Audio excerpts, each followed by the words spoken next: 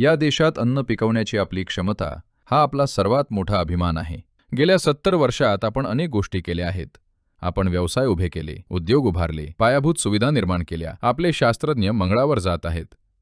पण या देशातलं सर्वात मोठं यश हे आहे की कोणत्याही पायाभूत सुविधांशिवाय, कोणत्याही विज्ञानाशिवाय, फक्त पारंपरिक ज्ञानाच्या जोरावर आपले शेतकरी 130 कोटी लोकांसाठी अन्न पुरवत आलेत.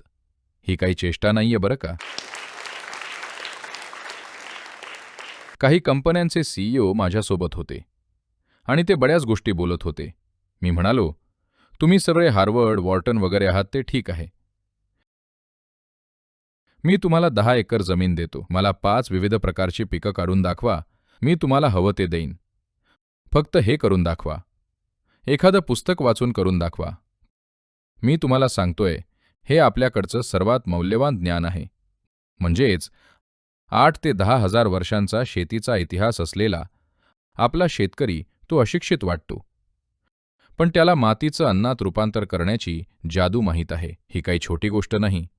मी काय बोलतोय हे जर तुम्हाला समजत नसेल, तर आज जेवताना ताटात बाजूला 1 चमचा माती घ्या, लोणच्यासारखी.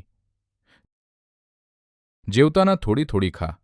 मग तुम्हाला समजेल की मातीचं अन्नात रूपांतर करणं म्हणजे काय. शहरातल्या लोकांना वाटतं की अन्न सुपर स्टोअरमधून येतं.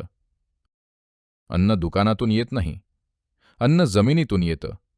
आणि कोणाला तरी हे माहीत हवं की या मातीचं रूपांतर अन्नात कसं करायचं.